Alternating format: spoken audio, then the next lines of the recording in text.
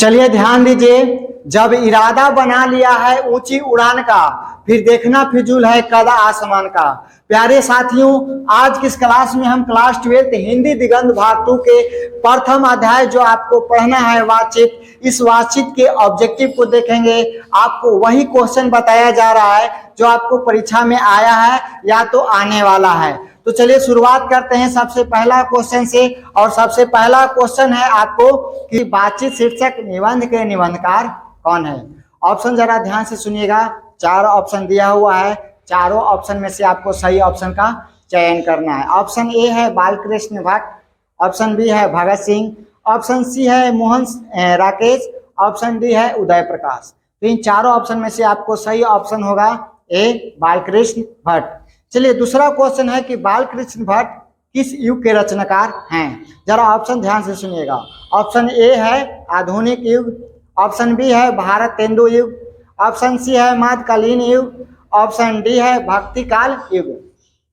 तो इन चारों ऑप्शन में से आपको सही ऑप्शन है आपको बी भारत तेंदु युग।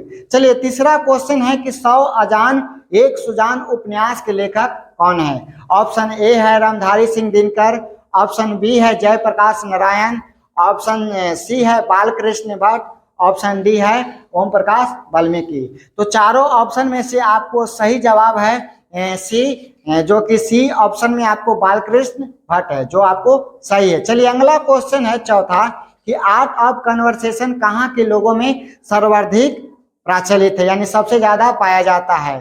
तो ऑप्शन ए है यूरोप के, ऑप्शन बी है एशिया के, ऑप्शन सी है भारत के, ऑप्शन डी है इंग्लैंड के। तो इन चारों ऑप्शन में से सही ऑप्शन है आपको ए यूरोप के लोगों में सर्वाधिक यानी सबसे ज्यादा आर्ट ऑफ कन्वर्सेशन पाया जाता है। चलिए पांचवा क्वेश्चन है कि बालकृष्ण भट्ट ने किस पत्रिका का संपादन किया था। बहुत ही बढ़िया क्वेश्चन है, जरा ध्यान से ऑप्शन सुनिएगा। ऑप्शन ए है प्रदीप, ऑप्शन बी है गुप्त बैरी, ऑप्शन सी है 100 अजान एक सुजान, ऑप्शन डी है आपको यात्रा। तो इन चारों ऑप्शन में से आपको सही ऑप्शन है ए, जो आपको प्रदीप है। चलिए छठा क्वेश्चन है कि बातचीत के माध्यम से बालकृष्ण भट्ट क्या बताना चाहते हैं। जरा ऑप्शन ध्यान से सुनिएगा। ऑप्शन ए है बातचीत की शैली बताना चाहते हैं, या ऑप्शन बी है अच्छाई के बारे में बताना चाहते हैं, या ऑप्शन सी है बुराई के बारे में बताना चाहते हैं, या ऑप्शन डी है पढ़ने की शैली बताना चाहते हैं। तो इन चारों ऑप्शन में से आपको सही ऑप्शन है बातचीत की शैली, जो आपका ऑप्शन ए जो है राइट ऑप्शन है। चलिए अगला क्वेश्चन है आपको सतमा कि निम्नलिखित में से बालकृष्ण भट्ट का निवास स्थान कौन सा था। तो इनमें ऑप्शन में से आपको सही निवास स्थान का चयन करना है। जरा ऑप्शन ध्यान से सुनिएगा। आपको ऑप्शन पहला ऑप्शन है इलाहाबाद उत्तर प्रदेश, बी ऑप्शन यानी दूसरा ऑप्शन है फरुखाबाद उत्तर प्रदेश, सी ऑप्शन है आपको गाजीपुर उत्तर प्रदेश, डी ऑप्शन है आपको गया बिहार। इन चारों ऑप्शन में से आपको सही ऑप्शन है आपको ये इलाहाबाद उत्तर प्रदेश। चलिए आठवां क्वेश्चन है बालकृष्ण भट्ट एंट्रेंस परीक्षा कब उत्तीर्ण की थी, यानी एंट्रेंस की परीक्षा कब पास की थी। चारों ऑप्शन आप ध्यान से सुनिएगा, उन ऑप्शन में से आपको सही ऑप्शन का चयन करना है। तो ऑप्शन ए है 1867, ऑप्शन बी है 1872, ऑप्शन सी है 1870, ऑप्शन डी है 1854। तो इनमें से आपको सही ऑप्शन है ए 1867। चलिए अगला क्वेश्चन है 9वां है कि बालकृष्ण भट्ट द्वारा कौन सा उपन्यास रचित है, लिखा गया है। तो ऑप्शन जरा ध्यान से सुनिएगा। ए है हमारी घड़ी, बी है जैसा काम वैसा परिणाम, सी है नई रोशनी का विष, और डी है सीता वनवास। तो इनमें से सही ऑप्शन ए है हमारी घड़ी। चलिए 10वां क्वेश्चन की तरफ बढ़ते हैं। और 10वां क्वेश्चन है कि बालकृष्ण भट्ट के पिता कौन थे। बालकृष्ण भट्ट के पिताजी के बारे में आपको बताना है कि पिताजी का नाम क्या है। तो ऑप्शन ए है बेनी प्रसाद भट्ट, ऑप्शन बी है राम प्रसाद भट्ट, ऑप्शन सी है शिव प्रसाद भट्ट, ऑप्शन डी है गौरी शंकर। तो इन चारों ऑप्शन में से आपका सही ऑप्शन है ए बालकृष्ण भट्ट के पिताजी का नाम था बेनी प्रसाद भट्ट। चलिए 11 क्वेश्चन आपको है कि भट्ट जी ने प्रदीप का संचालन कितने वर्ष में किया था। तो ऑप्शन जरा ध्यान से सुनिएगा। ऑप्शन ए है 28, ऑप्शन बी है 36, ऑप्शन सी है 33, ऑप्शन डी है 27। तो इन चारों ऑप्शन में से आपको सही ऑप्शन सी है, जो कि आपको 33 दिया हुआ है, तो 33 वर्ष में किया था, ध्यान दीजिएगा। 12वां क्वेश्चन है आपको कि बाल कृष्ण भट्ट का जन्म कब हुआ था। ध्यान से ऑप्शन सुनिएगा। ऑप्शन ए है 23 जून 1844, ऑप्शन बी है 22 अप्रैल 1805, ऑप्शन सी है 21 मई 1812, ऑप्शन डी है 15 जनवरी 1806। तो इस ऑप्शन में से आपको सही ऑप्शन है ए, 23 जून 1844 में बाल कृष्ण भट्ट का जन्म हुआ था। चलिए 13वां क्वेश्चन है आपको कि बाल कृष्ण भट्ट की मृत्यु कब हुई थी।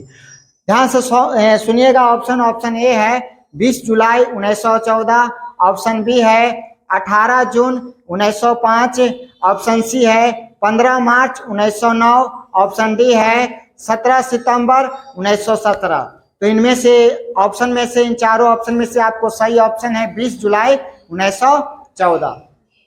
चलिए अगला क्वेश्चन है आपको कि बाल कृष्ण भट्ट की मां का नाम क्या था। यानी कि 14 नंबर क्वेश्चन आपको कह रहा है कि बाल कृष्ण भट्ट की मां का नाम क्या था।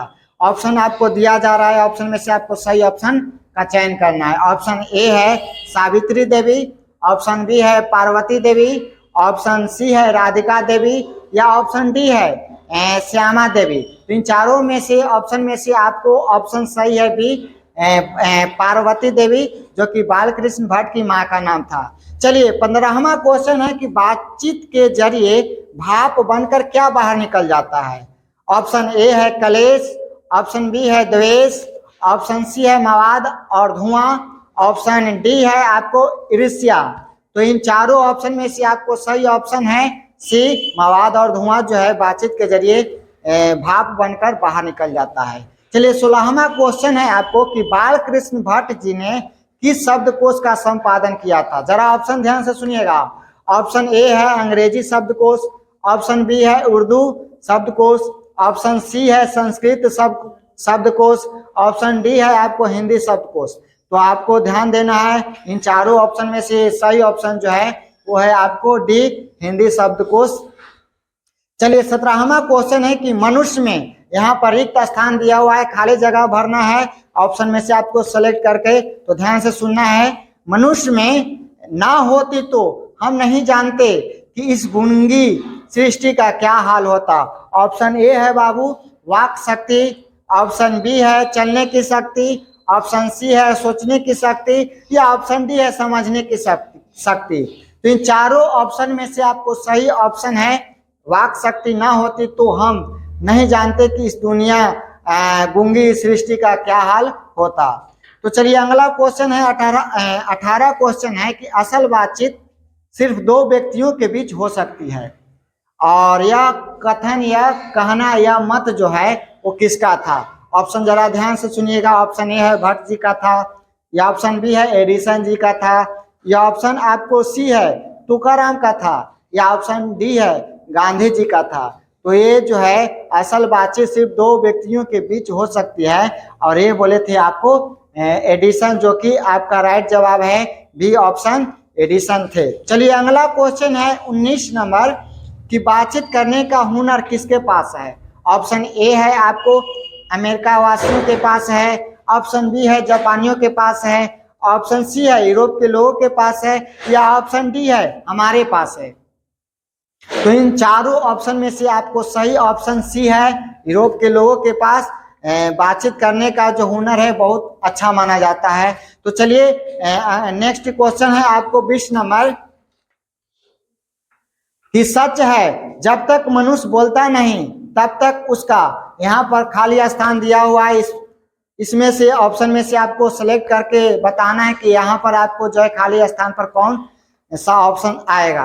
तो ध्यान से सुनिएगा। क्वेश्चन कह रहा है क्वेश्चन कि सच है जब तक मनुष्य बोलता नहीं तब तक उसका खाली स्थान है प्रकट नहीं होता। यानी कि क्या नहीं प्रकट होता। ऑप्शन ए अच्छाई, ऑप्शन बी बुराई, ऑप्शन सी गुण दोष, ऑप्शन डी इनमें से कोई नहीं। तो इन चारों ऑप्शन में से आपको सही ऑप्शन है सी गुण दोष, प्रकट नहीं होता। चलिए अगला क्वेश्चन है 21 नंबर की रॉबिन्सन क्रूसो कितने वर्षों तक मानव मुख नहीं देखा था। रॉबिन्सन क्रूसो जो थे वो कितने वर्षों तक मानव का चेहरा नहीं देखे थे।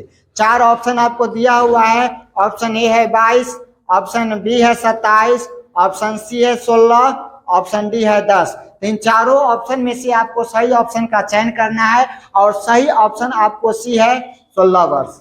तो ये आपको था बातचीत के ऑब्जेक्टिव और इन्हीं ऑब्जेक्टिव में से आपको परीक्षा में क्वेश्चन पूछा जाएगा। अगर इन सारे ऑब्जेक्टिव को आप याद कर लेते हैं तो आपको परीक्षा में यकीन माने एक भी क्वेश्चन नहीं छूटेगा। तो चलिए आज के लिए इतना ही। नेक्स्ट क्लास में हम नेक्स्ट लेसन यानी नेक्स्ट चैप्टर के बारे में हम पढ़ेंगे।